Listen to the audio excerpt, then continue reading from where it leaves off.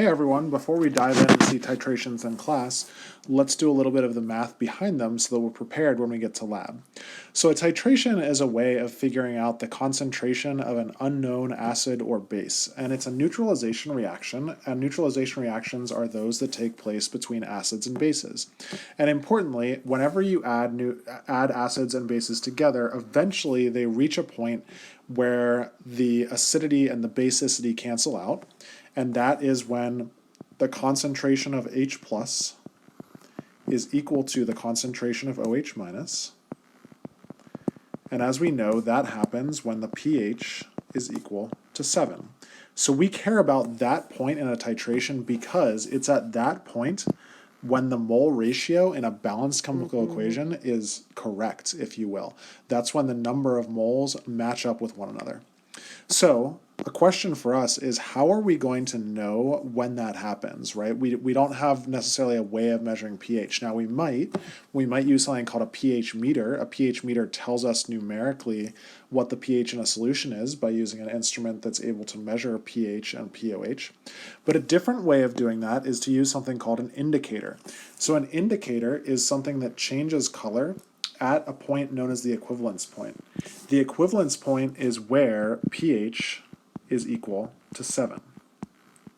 So the equivalence point in titration is where pH is equal to 7, and if we use this chemical indicator that changes color right at that point, that allows us to figure out when our titration is done and when our mole ratio is true, if you will. So the solution that we use is called the standard solution. This is the one where we know the concentration of the solution. Oftentimes we are titrating an acid. We're trying to figure out the concentration of an acid. In this case, the known is a base. But there will be times when we try to figure out the concentration of base by using a known concentration of acid. Let's look at how this looks graphically. So many of the titrations that we'll see in lab are with a strong acid and a strong base. And if we look at this graph, things kind of make sense, right? So along the y-axis here are the pHs. You'll notice right at 7, that's where we have this equivalence point. That's where the amount of concentration of H plus is equal to the concentration of OH minus, right at the equivalence point. And you'll notice whenever we are doing this titration, we are adding a base of known concentration to an acid. So as we're adding a base, let's look at the solution initially. So the solution is here in this flask. It's initially an acid, so it has a really low pH right down here near 0. As we add base, we're adding base, we're adding base, we're adding base, we're adding base. The pH is going up slightly, but not very much because there's still way more acid than base. But gradually, that curve starts to get steeper and steeper and steeper. And you'll notice as we near the equivalence point, it shoots up really fast. So whenever we actually do these in class, we need to make sure that we're not adding our base too quickly, or else we'll fly right past this equivalence point and we'll get into the basic zone. Once we get past the equivalence point, you'll notice we get basic really quickly. We're up to a high pH, and then the curve kind of asymptotes as we reach up towards 14. What if we did things a little bit differently? What if we used a weak acid and a strong base? So if we used a weak acid, notice that the pH of the weak acid is starting a little bit higher. It's a little bit less concentrated, a little bit less of the way down towards 0. As we add base, that's the y-axis here, as we add base, gradually that pH goes up. You'll notice that the curve is actually steeper here. Again, it reaches towards the equivalence point, and we see this classic S shape. And then we get up here, and we have way more base than acid. And so the curve ends up going towards 14. Notice, though, that the equivalence point is actually above 7. So the equivalence point here, because we're using a weak acid and a strong base, the point at which the concentration of H plus and the concentration of OH minus are equal is actually shifted towards the basic side because the base is a lot stronger. It has a higher concentration of OH minus to begin with. So let's see if we can utilize those to figure out some different problems. I'm going to join you on the note guide. And I've taken the liberty of already completing the chemical reactions, so if you need to pause the video at the beginning of each question just to get this jotted down, feel free. But in number 1, we are reacting hydrochloric acid, and we're reacting it with barium hydroxide in a neutralization reaction. Now we know some information about the barium hydroxide. The barium hydroxide is a base. we know how much volume we had to add in to reach the equivalence point. We also know its concentration. And here's the crucial thing about titration. This amount of base that we're adding, this 27.4, this is when the mole ratio is true. So this is the point when there are exactly 2 moles of HCl for every 1 mole of BaOH2.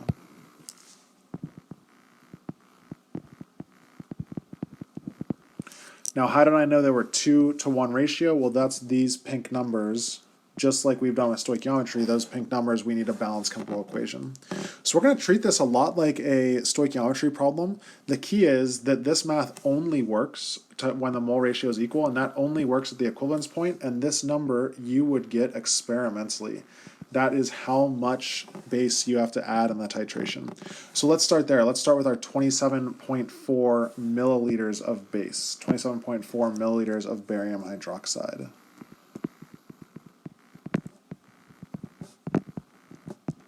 Ultimately, our goal is to figure out how much acid or how many moles of acid it takes to react with that barium hydroxide. And so we need to get this turned into moles. Now, how are we going to get it turned into moles? Well, remember our trick. Molarity can be rewritten as moles over liters. We have a volume. We can get to moles using that molarity. So let's do that. We know our volume currently is in milliliters. To use the molarity, we need to be in liters. We know there are 1,000 milliliters for every 1 liter. We can then use that molarity, which is that there are 0.0154 moles of this barium hydroxide, this BaOH2, for every 1 liter of solution. And then we can utilize that mole ratio we said earlier. So we know that for every 1 mole of BaOH2, there are 2 moles of HCl. Where are those numbers coming from? They are the coefficients from the balanced chemical equation. So let's color code those like so. And this is going to allow us to figure out the number of moles of HCl that were in that acid. And so if we do that math, we're going to get 0.000844 moles of HCl.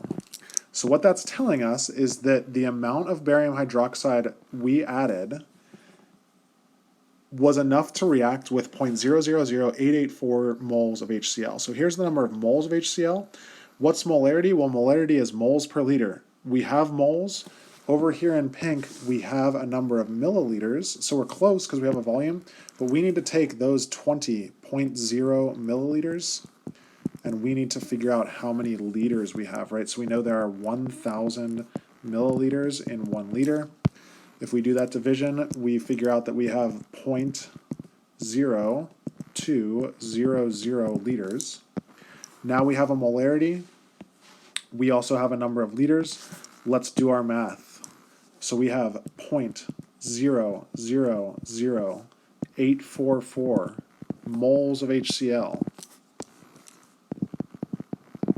for every 0.0200 liters of that HCl. And if you do that math, you will figure out that this is a molarity of 0.0422 moles per liter of HCl. So let's just recap really quickly what the heck we did there. We said that we have this starting amount of acid. In our titration, you'll get a chance to do this in lab. In our titration, we started with 20 milliliters of acid, and we started adding base to it. And it turned out that we reached the equivalence point after we had added exactly 27.4 milliliters of that base. How do we know we reached the equivalence point? Because we either used a pH meter or an indicator that changed color at the equivalence point. We also know the concentration of the base that we started with, right? That's like a book value. And then with those two numbers, we can figure out based on the mole ratio how many moles of HCl are present at the point where the concentration of H plus equals the concentration of OH minus. That critically is the point where the mole ratio is equal, 2 to 1 ratio. So that tells us the number of moles of HCl. Once we have the number of moles of HCl, we know we started with 0.02 liters. We can do the division. We have 0.0422 moles per liter, which is the molarity of HCl. If you'd like to pause the video now and try 2 and 3, that might be a good choice, so you can give this a try on your own, and then we'll join you. So looking at number 2, I've again taken the liberty of writing in my balanced chemical equation. I've also written in the information that's given to us. So we are told that in this case, we have a concentration of base that's known. It's 0.215 molar. Remember, molar can be written as moles per liter. We'll need that. We know how much of that base we had to add to neutralize this acid, and we are interested in figuring out the concentration of acid that we started with, this acetic acid. So let's try that. Let's start with our 15.5 milliliters of KOH. And we know eventually this is kind of stoichiometry, so we need to use moles to go to the mole ratio. So let's get milliliters turned into moles. How are we going to do that? Well, we're going to use this molarity. Why? Molarity is our trick to go between moles and volume. But this volume is in liters. We're in milliliters. We got to change that up. So we're going to take milliliters and say that there are 1,000 milliliters in every 1 liter. And now we can use that molarity. What is it? Well, it's 0.215 moles of KOH for every 1 liter of the KOH. And that's really critical because in a titration, the equivalence point is when the mole ratio is true. So you'll notice the mole ratio in pink up there, it's all a 1-to-1-to-1 ratio. So we know that 1 mole of KOH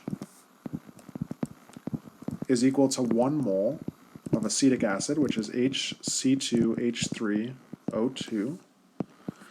And that's only true at the equivalence point.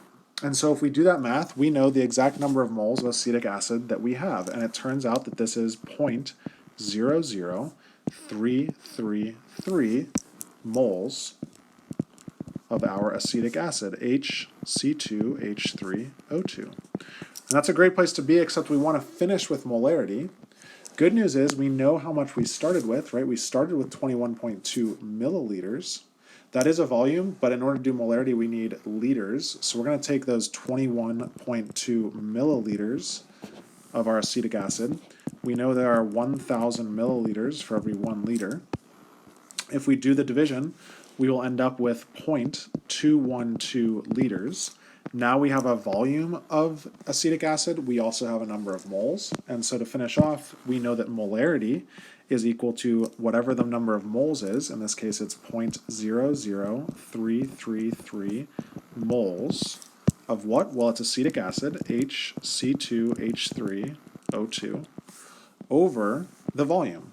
The volume in this case is 0.212 liters. We do that math, we end up with a final molarity of 0.157. Big M is molar, HC2H3O2. Let's think sig figs really quick. We have 3 sig figs from the moles, we got 3 sig figs from the liters, we end with 3 sig figs. We are in good shape. So here's our overall view of the problem. We simply figured out based on the amount of base that we added and the amount of acid that we had in terms of a volume, we could figure out how many moles we have of the acid, and then we took that moles over the liters to get a final molarity. Let's try one more. Again, I've taken the liberty of going ahead and writing out the balanced chemical equation. So in this case, we are reacting H2SO4 with lithium hydroxide, so sulfuric acid and lithium hydroxide. We want to again figure out the concentration of the acid. We know the concentration and volume of the base, so I bet you could take a stab at this one on your own. As a note, remember that big M means moles over liters. And remember that the balanced chemical equation, the mole ratio is only true, and the mole ratio is in blue up there, that's only true when H plus concentration and OH minus concentration are equal. And you know that those are equal whenever we have added this much lithium hydroxide. Why? Because you'd have an indicator and it would change color at that equivalence point. So let's start with that volume, 27.4 milliliters of lithium hydroxide.